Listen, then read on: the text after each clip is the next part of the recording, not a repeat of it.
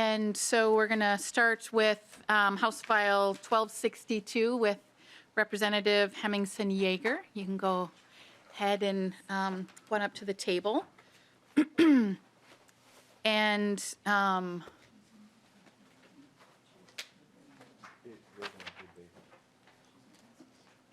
welcome to committee. You can go ahead and move your bill, Representative. Okay. Good afternoon. My name is Amanda Hemmingson Yeager, and I'm here to present on House File 1262 and motion that it be referred to the Committee on Judiciary, Finance, and Civil Law. Great. Well, welcome. And with that, why don't you go ahead and tell us about your bill? Great. So good afternoon, and thanks again. I just kind of want to state that this is a bill that has been in the works for about 3 years now, so I'm glad that I get to take part in its progress. The long and short of it is that this bill allows homeowners to put solar on their roofs with reasonable expectations from HOA. So, some background information for you. About 1 in 4 Minnesotans live in one of the state's more than 7,700 homeowners associations. I also live in an HOA in Woodbury. Many of these Minnesotans want the opportunity to invest in their homes and lower their energy bills. There are actually 27 other states, including Iowa and Wisconsin, that have laws that limit HOA restrictions on residential solar installations. And most recently in 2022, Indiana and Ohio passed some similar laws. Under current Minnesota state law, however, HOAs can ban rooftops solar installation without any reason.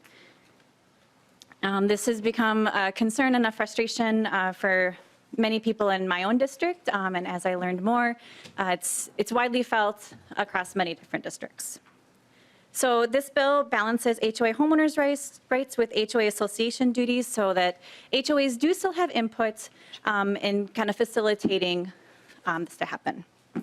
So if I may, I'd just like to kind of give a brief overview of the bill for your reference. Section 1 basically requires that utilities provide customers with their data, including their monthly usage, their usage by time of day, if that's relevant, and if the usage is used to calculate the customer's demand charge. Section 2 adds some definitions and states that an HOA cannot refuse to permit the installation of solar panels, but it does say that they can establish certain requirements. For example, that the installation is done by a licensed contractor, that the panels do not exceed beyond the peak of the roof or beyond the edge of the roof, that the installer indemnifies or reimburses for damages, that the homeowner lists the energy system on their insurance, and that the homeowner is responsible for the solar panels maintenance and removal. So one of the goals of HOAs is to preserve home values, and it's been found that solar panels actually increase the values of homes, sometimes up to 4%. So besides the savings and benefits to homeowners, investments into solar on homes also strengthen our grid, makes it more efficient by lowering the distribution needs and reducing transmission loss, makes us more resilient to extreme weather events, more secure, and helps us meet our clean energy goals. So with that, I would like to invite our testifiers up to expand further.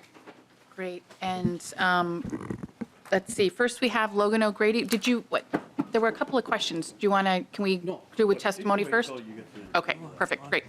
Welcome to committee, Mr. O'Grady. Please state your name for the record and proceed.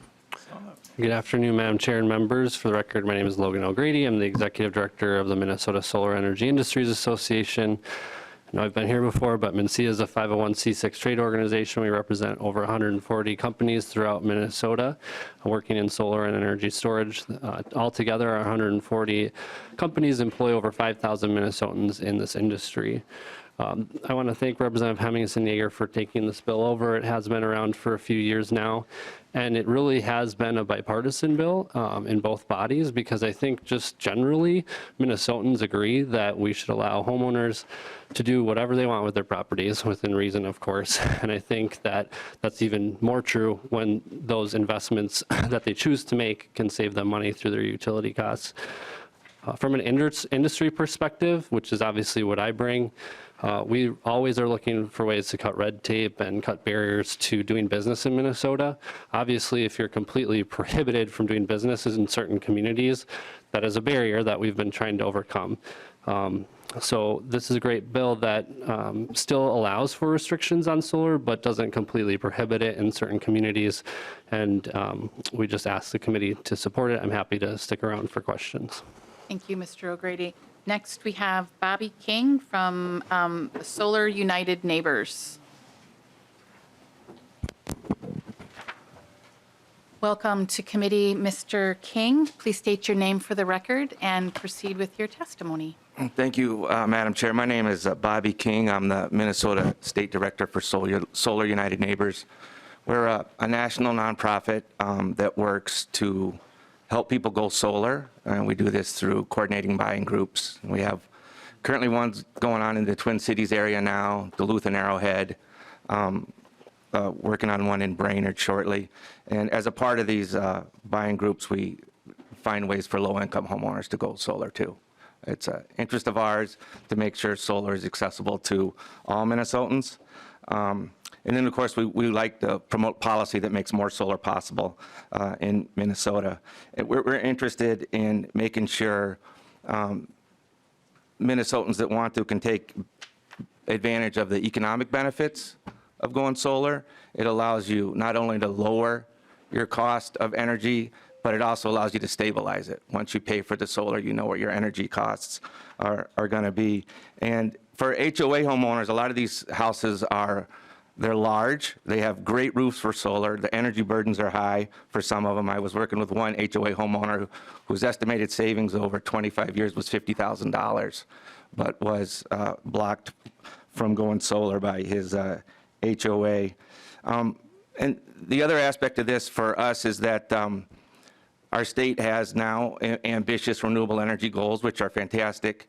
And sometimes I think we forget that distributed rooftop solar can be a significant part of that energy if we create the policies and incentives to make it happen. So the National Renewable Energy Lab estimates 23% of Minnesota's power can come from rooftop solar.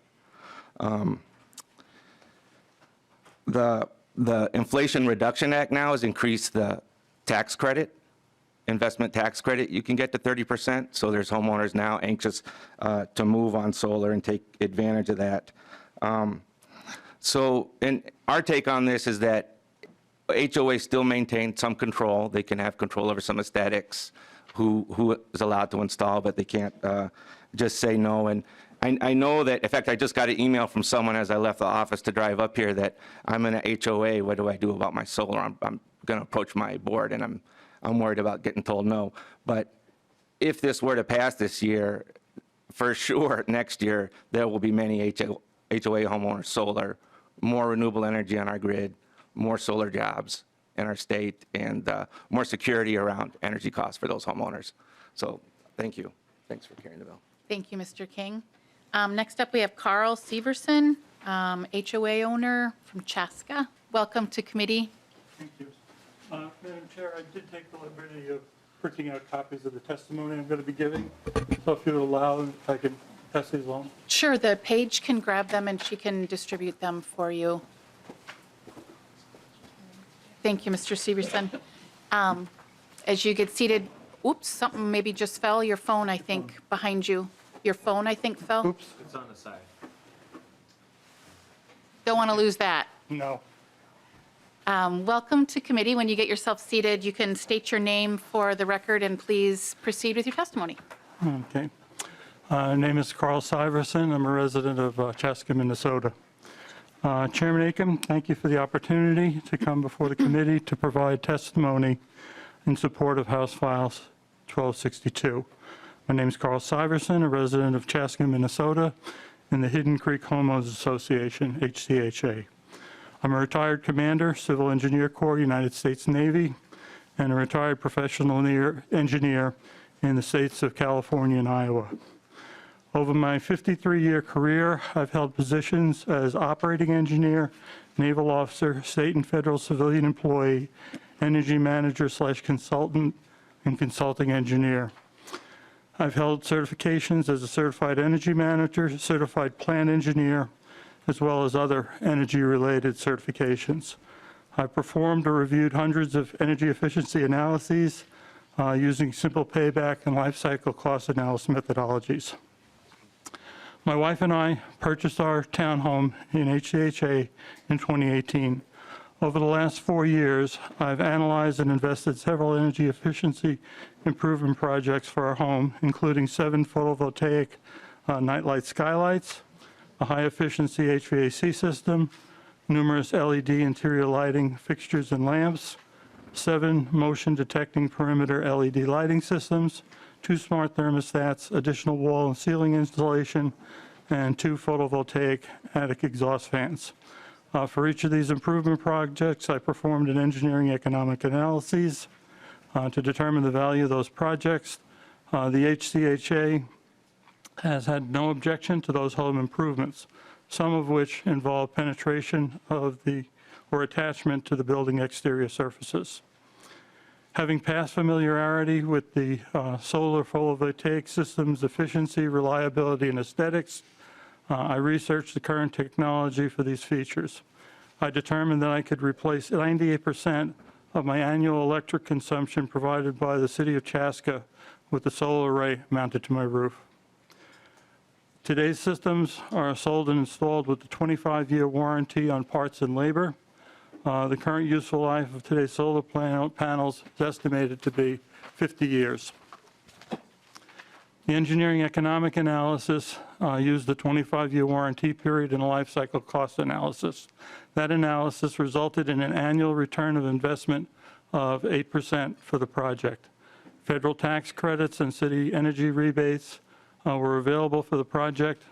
The estimated annual reduction of conventionally produced electricity was over 12,000 kilowatt hours. The roof is owned and maintained by the HCHA. I submitted a required package to the HCA board for review. At that time, I was told, at that time, I held the position of director at large on the board for HCHA. The board president solicited comments from all association homeowners. I was advised that the matter would be discussed once all board members were back on site. I received a notification from the board president that the project was unanimously disapproved. I was denied an opportunity to address issues presented to the board by association homeowners or answer questions that the board members might have. I was told by the board president that I was excluded from the board discussions due to a conflict of interest. I was denied the opportunity to defend the project.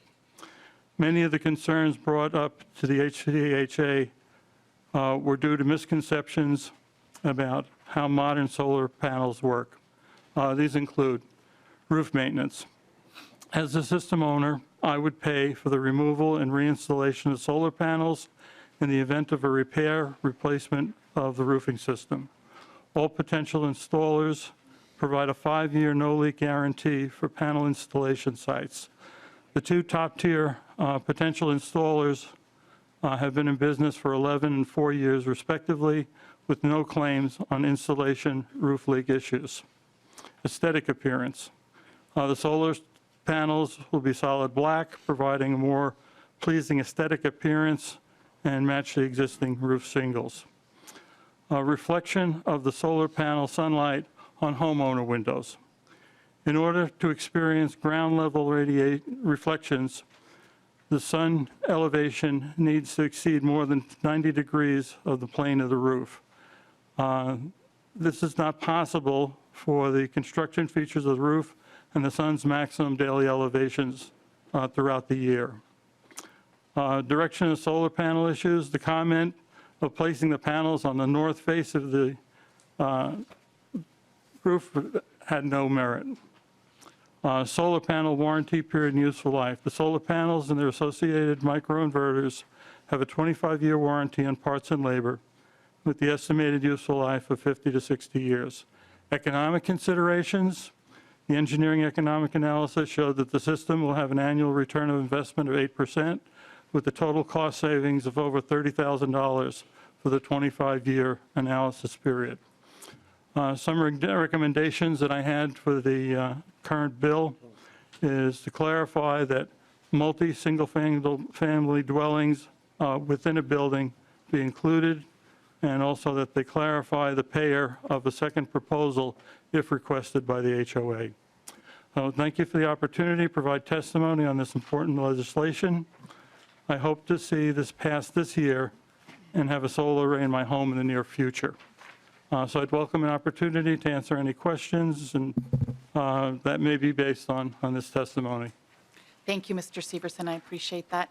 And we have one other person that signed up to testify, Kayla Christensen, Executive Director of the Minnesota Conservative Energy Forum. Welcome to committee. Please state your name for the record and proceed.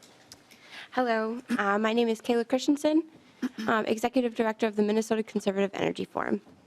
Madam Chair and members of the committee, my name is Kayla Christensen, and I'm Executive Director of the Minnesota Conservative Energy Forum. We are a nonprofit education and advocacy organization that promotes an all-of-the-above approach to energy. I am here to testify in support of House File 1262. At MNSEF, we believe competitive, market-driven solutions by removing regulatory barriers are the key to long-term, affordable, and stable energy grid. And Minnesotans agree. In our 2022 Minnesota statewide clean energy poll, 71% of voters stated they prefer competitive approaches over mandates or taxes when it comes to increasing clean energy. And 80% of voters said it is important to stop local barriers like HOAs from putting unreasonable restrictions on installing rooftop solar. We believe landowners and homeowners should be able to decide what to do with their land and homes, and this bill gives them the freedom to do so. Removing this barrier will benefit not only individual homeowners installing these systems, but the broader energy grid as well, getting more renewable energy online. Homeowners can reduce their energy bills and even allow excess power generated from the solar systems back to the grid. While utility-scale renewable energy is important, individuals will also need to be a part of the solution. And this bill gets us closer to that goal without mandates. As advancements in technology continue to improve existing energy sources and create new ones, market demand for clean energy will only continue to increase. It will be crucial that we also reduce barriers to getting these sources online in the future.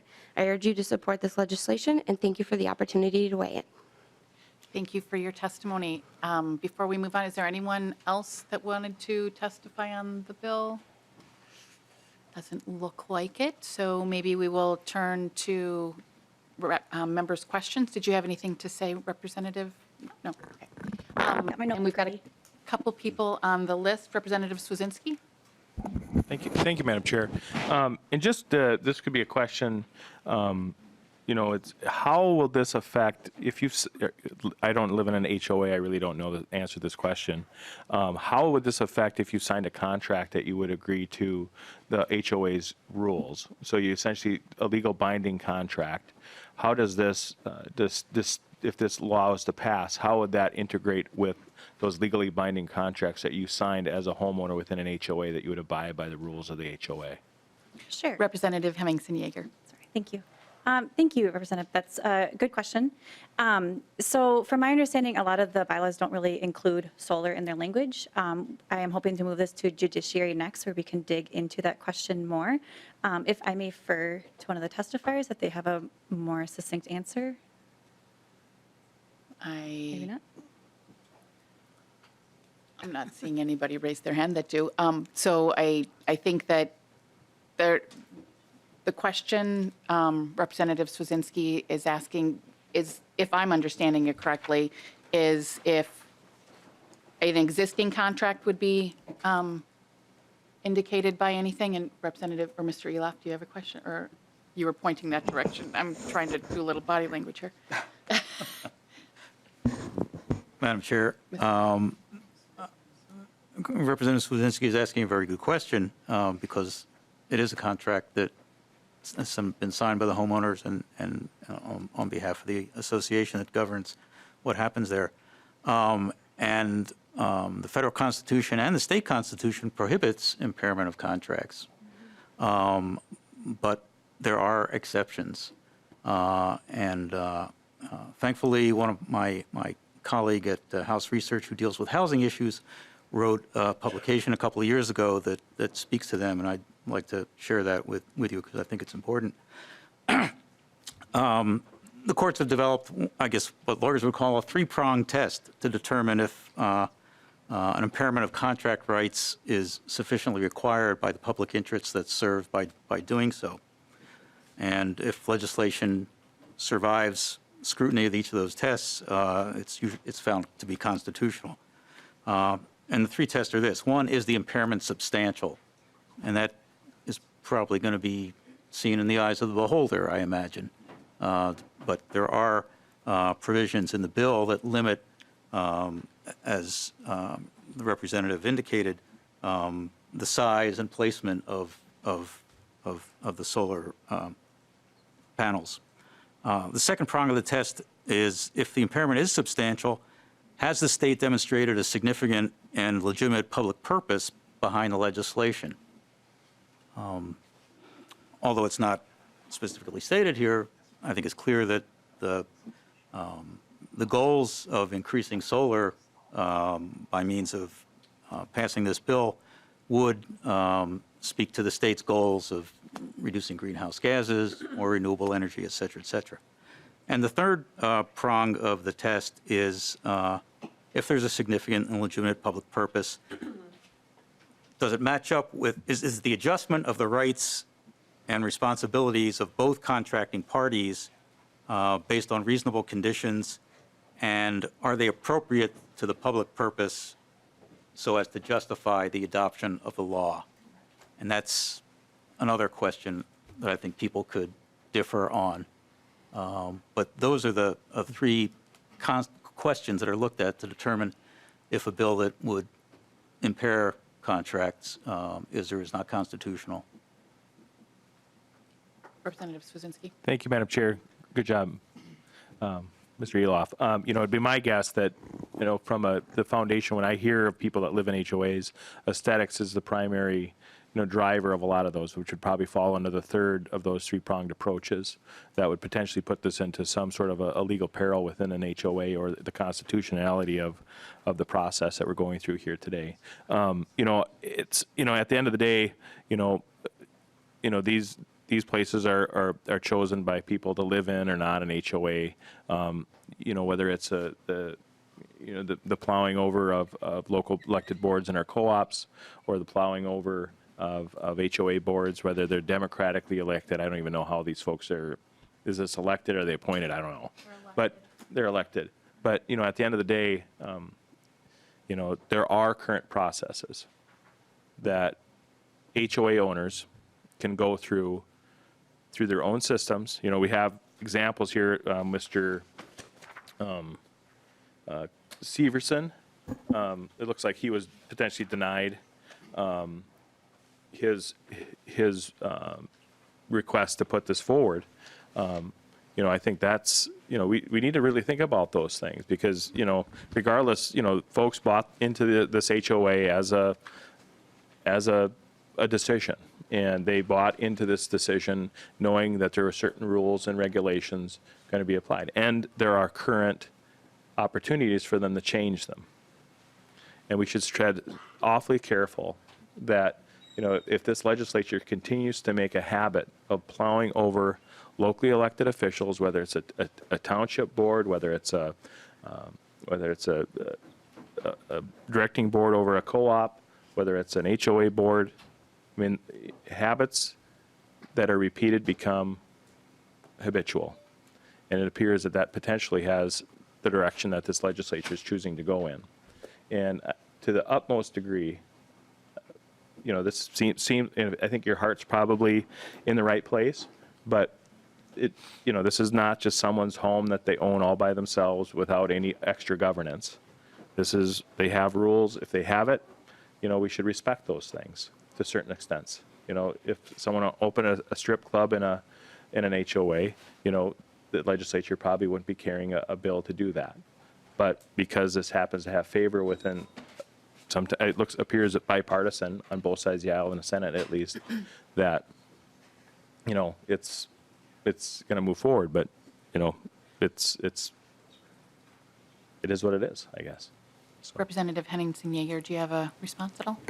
Yes, That was thank probably you. not the best. example. But. Thank you, Madam Chair. Thank you, Representative. I was kind of taking notes as you were speaking.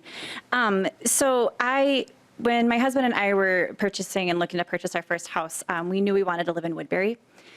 Great schools, great parks and trails. It's a great community.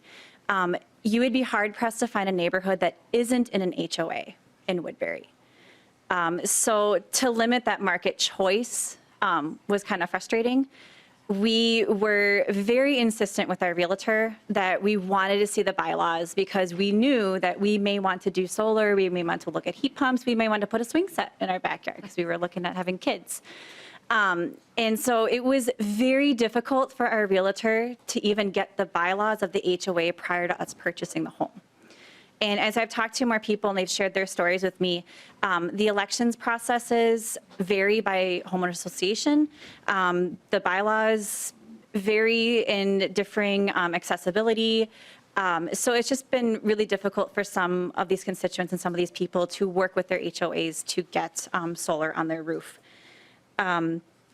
I am happy that we are collaborating with the Association of Homeowners Associations, and that's kind of why we have this language here that they can't prohibit it just outright, but we do have mechanisms in here so that the homeowners associations are also covered and that they have their input as well. So that helps answer about living in an HOA.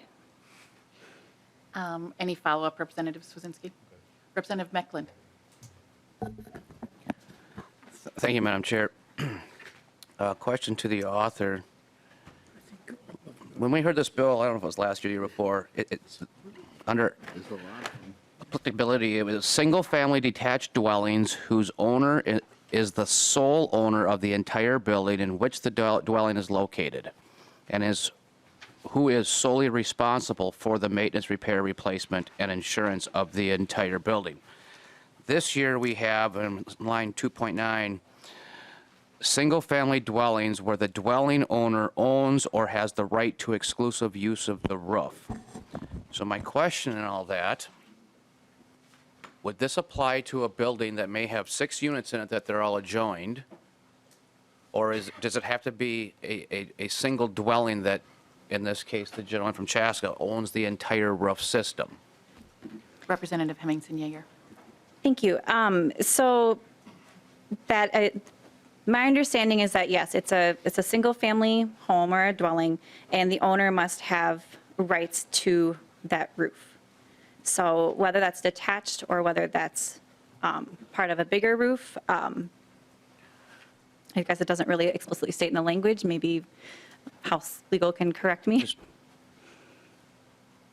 It looks like Mr. O'Grady has some advice he'd like to give us. I can help if it's helpful. Madam Chair, Representative, we've been working with the HOAs over the last few years. We thought we had the language in there as it was before. I was piecing together some emails and it wasn't. One outstanding issue that we've been trying to solve is if there is an owner of a multi-unit, like townhouse or row house or whatever it is, that rents out other units and they want to put solar on that roof. We're trying to figure out how to allow for that without prohibiting that just because it's a multi-unit dwelling. So we were trying to get around it by saying they must have complete control and ownership over it to do it. We're still working on that language with the HOAs, and I think Representative Hemmingson Yeager for a possible amendment in judiciary on that issue. Madam Chair. Representative Meckland. So, as somebody who works on roofs, and sadly quite too many of them last year, well, it was a good thing actually. But when it comes to HOAs, many of those HOAs, they take responsibility for the entire roof system. I have worked on houses like it was a side-by-side where the one side owner replaced the roof, but the other one did not. And they literally adjoin in the middle. And when you leave old and put new, you end up with a leak. And I understand that Mr. Syverson said that he would absorb the cost of removing and replacing should there be like another hail event, because they would have to remove all that to replace all the underlayment and shingles. But there's also, then you get into another question is, can the existing structure support the additional dead load? And then and you're talking about a system that is all very much tied together, and typically, depending on the age of your unit, when you get up in the attic system, there's fire break at every common wall.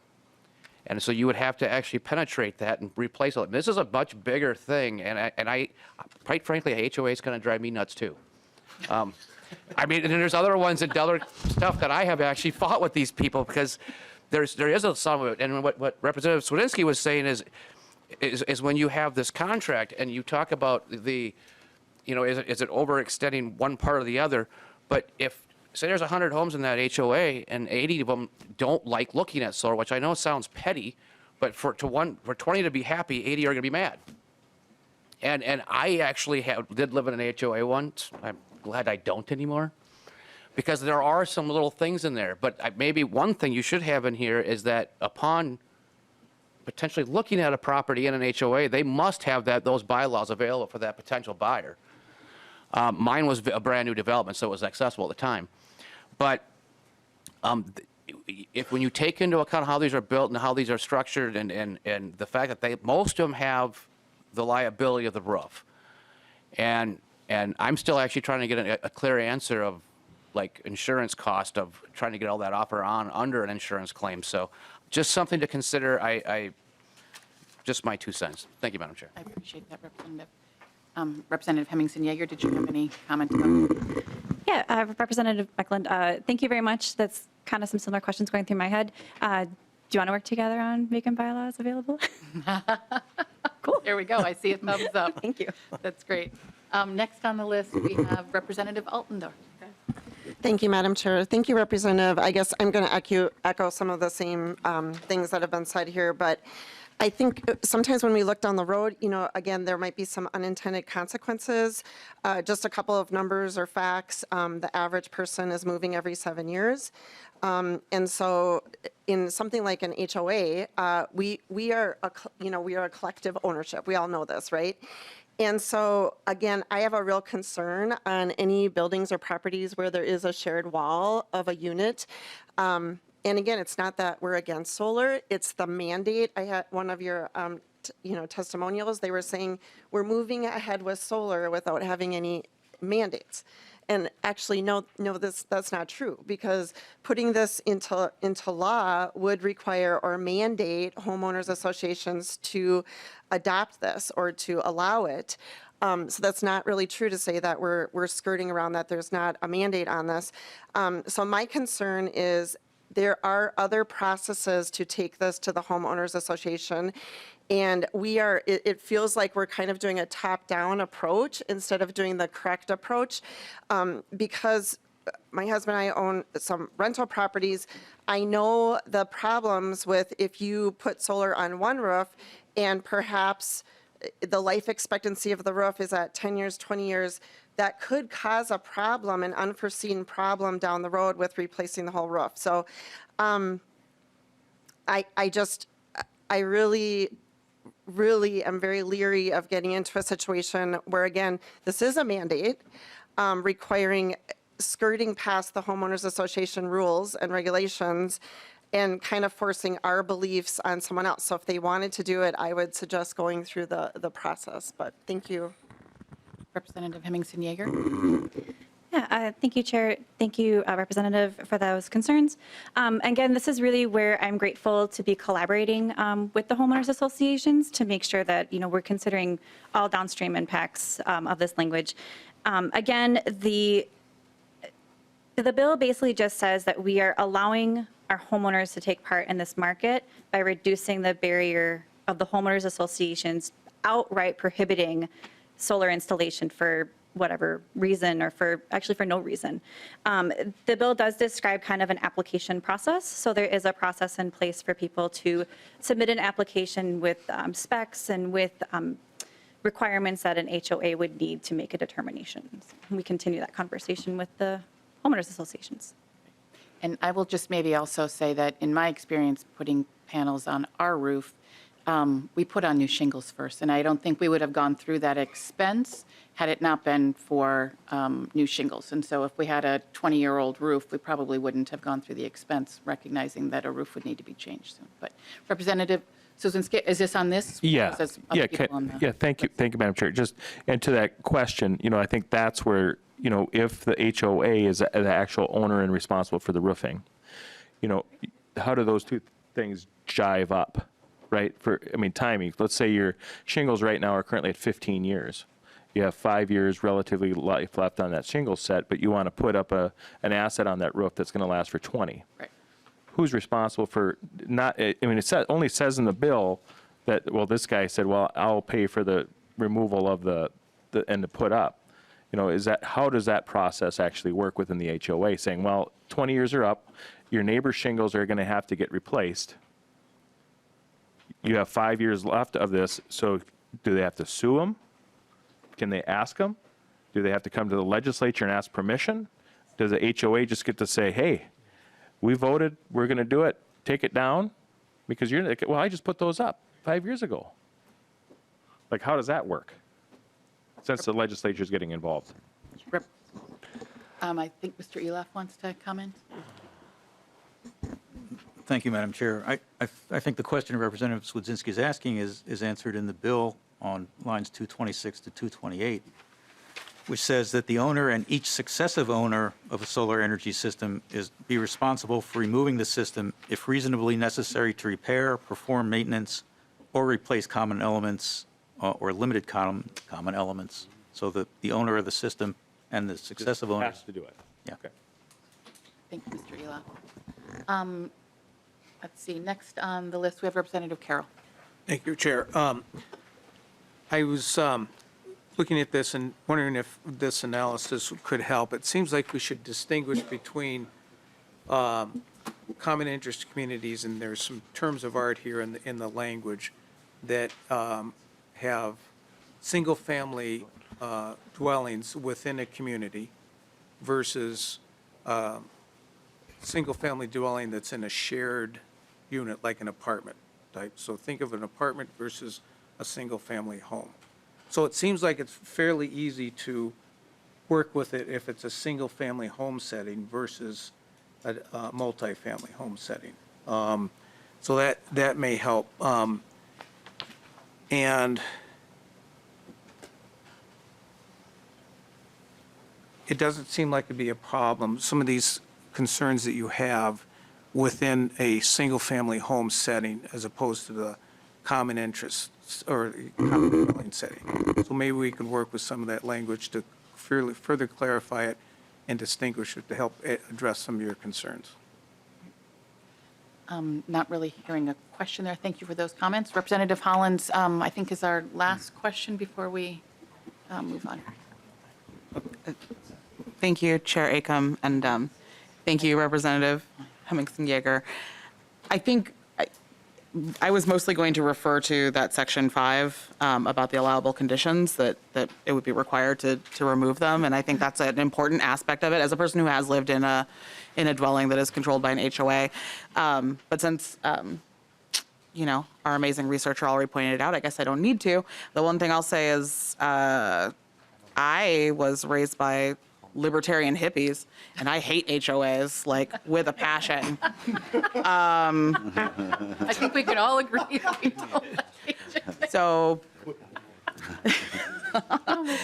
I really support this. I really support this legislation. I believe that there is nothing more sacred than a person's home and what they want to do with that home. And we might not say that they own it outright in the same way that you own a single-family home, but when you spend your hard-earned money to live in that place and to have control over your space that is your home, I think you should get to do with it what you want to do with it, as long as it's not harming anybody else. So thank you for bringing this forward. I really appreciate it.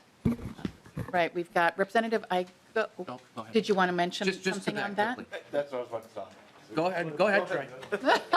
Representative Igo. We're all getting wrapped around the axle on the same thing, it looks like. So I just wanted to, maybe it's just a point of clarification for that line 226.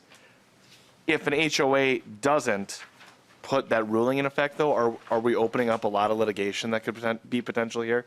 Because if an HOA doesn't put this into stat that whoever puts the solar on is responsible, I have concerns there. So I think we're putting a lot of faith in those HOAs that we all just said we don't like to follow through and make sure they have the right bylaws. I think that's a good point, and I think Representative Hemmingsen-Jaeger is going to judiciary next with this bill, and so that might be a place where that would be addressed. Representative, did you have anything to respond, or? So I just want to clarify, you're concerned about the HOAs being able to implement the specific part into their bylaws? Yeah, Madam Chair. I'm sorry, Representative Weigel, please. Madam Chair, I just want to make sure, because if that isn't in their bylaws, and then the solar goes on, someone sells their house, and the HOA says, all right, time to redo your roof, you have to pay to take that off, and they're like, I didn't sign that. So that's my concern with it, is that we're putting a lot of faith in the HOAs to put this language in themselves. Representative Hemmingson Jaeger. Thank you. I'll write that down. Representative Mecklen, before we move quick to Representative. So to the conversation, if it's a row home, sometimes they have staggered roof heights, which makes it a little easier. However, typically in row homes and HOAs, the HOA assumes all responsibility for the roof. So if you're going to do this, and they're going to suddenly have the responsibility, is the HOA have the right to say, you now own that section of that roof. It's all on you now, including the shingles. If you don't, just to give you a clarification on that, right now it's $600 a square, roughly. And if it's steeper or higher, it goes up from there. But that's currently the thing. Now, if you're in a single-family home within an HOA, your roof is your responsibility. You have to insure it, you have to replace it or repair it. So there would be, to Representative Carroll's point, that would make it a little bit easier. But then it does go back to also, if we're going to take that part of the HOA's authority away, what else are we going to take away? I mean, because there's, trust me, there's a lot of people who have a lot of complaints. Some people want to build a 2-car garage, but they require a 3. But maybe they don't need a 3-car garage. So that was the whole point of the development. That was their intent, is to keep it all, to have some kind of uniformity. And I mean, just think long-term. Unintended consequences does happen in politics once in a while. Thank you, Madam Chair. Representative Hemmingson Jaeger. Yes, just want to say thank you. My background in science always leads me to think of unintended consequences, so that's why I really value today's discussion. Let's go to Representative O'Neill. Thank you, Madam Chair. I was just wondering if you happen to know the full path of this bill, because it does have Chapter 500 in it. I'm not sure if that's under the jurisdiction of judiciary. Is it? I'm getting a nod from Mr. Logan O'Grady that it does. And it's going to judiciary next. Yeah, and just judiciary? That's the indication that I'm getting. Okay, so they'll probably ask these kind of questions, but, well, actually, since Mr. O'Grady is here, do you happen to know the cost of removal and reinstallation versus just the first installation? And I know Representative Mecklen just talked about the square footage cost. I think you said just to put a roof on. Is that what you said? Or something like that. Anyway, I just wanted to know what the difference is in the cost, and it could be by square foot, or I know you're not going to be able to tell me because each roof is different, but maybe you have a by square foot cost or something. Do you happen to know that now, or is that? Mr. O'Grady. Madam Chair, Representative O'Neill, I don't. I'm sorry.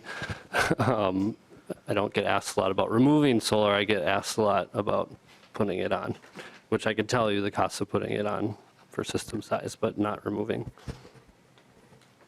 Representative O'Neill. Thank you, Madam Chair.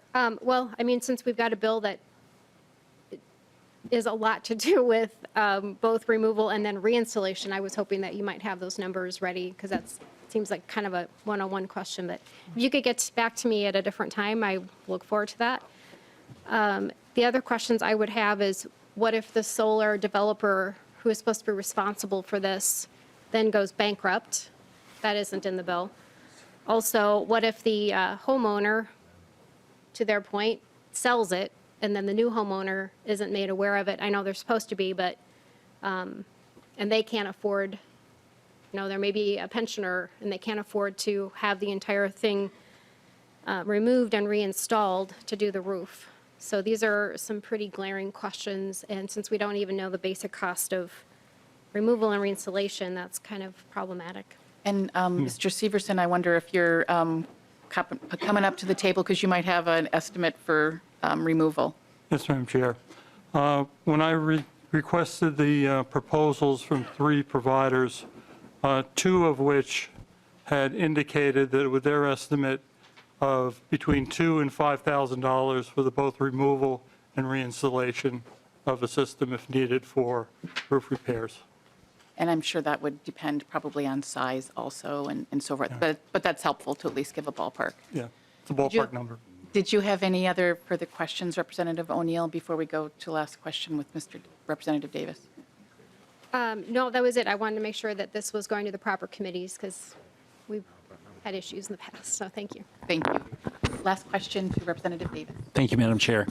Thank you, Representative Hemmingson Yeager. And the answer to this question may be glaringly obvious, but remember, I'm new here. What if a homeowners association says, forget the state of Minnesota, we don't want these eyesores on our homes? I come from an area where they just might do that. What then, how do you enforce it? Like just sue them? Does the homeowner then just sue the HOA or what do we do there? Representative Hemmingson Yeager. Yeah, so I think my understanding is that by prohibiting HOAs from doing exactly that, having that in state law now, they would have that mechanism to go through. I am not a lawyer, so I'm not sure if there's House Research or House Legal has an opinion. Or maybe. Looks like we got some You do. folks who might be able to come in. No way. Go figure. Welcome to committee. Please state your name for the record. Thank you, Madam Chair and members. Patrick Hines with Messerly and Kramer. I represent the much beloved Community Associations Institute. Thank you for having a good sense of humor. So we represent the interests of homeowner associations, their management companies, and residents. To answer that question, so the homeowner associations are governed by Minnesota Common Interest Ownership Act, which is Chapter 515B, which is amended here. Or this is actually Chapter 500, but they work in conjunction with each other.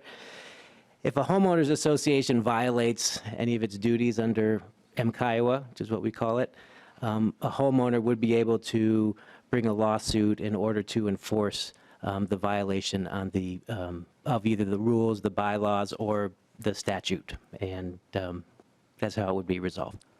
Thank you for that. Thank you, Madam Chair. Representative Davis? No. Representative Meckland? Thank you, Madam Just Chair. another question.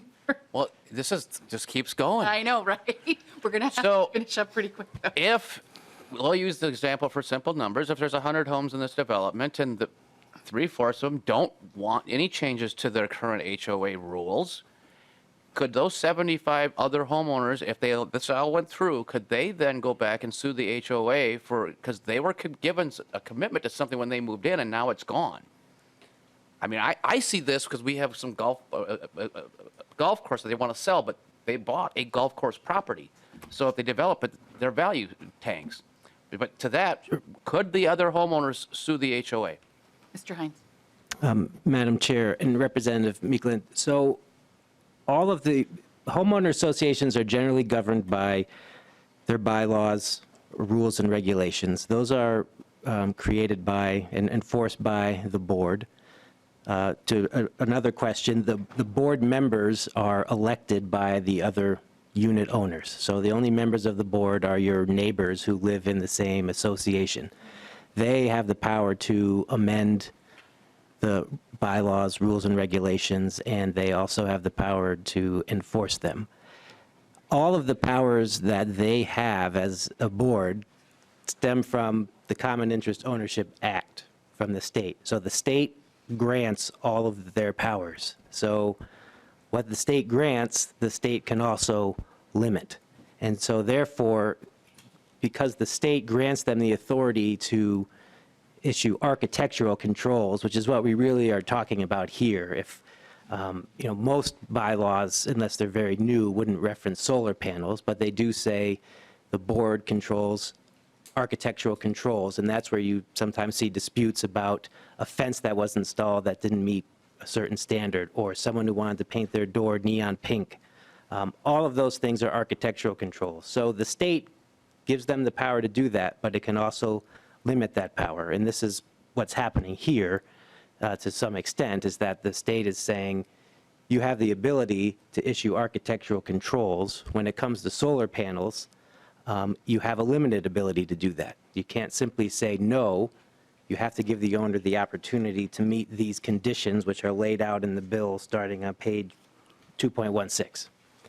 So I don't believe that other association members could sue the homeowners association for allowing solar panels to be installed on their neighbor's house because they're required to do so under MKIWA. Thank you, Mr. Hines. And we're going to have one final I'm question. so sorry. I'm so sorry. I I just want to thank you that your answer to Representative Mecklen's question wasn't, I hope so, whether or not they would be causing more lawsuits. But just something to consider, we're thinking along the technology that currently exists. And I'm thinking of a problem that could arise if we get rid of the ability for locals to kind of control this to certain extents. What if we don't have, it's not like a separate where we have, shingles underneath and then we have the solar over the top. What if they install like a Google roof, where it's an integrated, where the shingles, do the HOA have the ability to regulate that, the Tesla shingles or whatever? How would that work, where it's actually a physical different roofing material? Like we're thinking along a current technology, but what about that next leap? Will they be able to say no to that in the fact of, because that changes dramatically, it's not going to be $2,000, it's going to be, what if that's the choice that the person makes? How does that? I think that's probably more of a statement rather than, because I don't think we know that, but that's probably, if it goes to that, that's probably where we're going, at some point in the future. Interesting. Yeah. Mr. Hines, did you have a I brief don't think I've ever response? asked to answer a question that was asked 25 minutes ago, but just because it seemed to be a point of contention about the bylaws. Just wanted to clarify for everyone. When you purchase a condominium or any unit in a homeowners association, you are required to be given a set of the bylaws and the rules of regulations when you sign the purchase agreement. And state law also gives you 10 days to review those rules and regulations and bylaws. And if there's something in there that you don't like they won't let you have a pet or they won't let you have something else, you have the right to rescind the purchase agreement and any earnest money would be returned to you.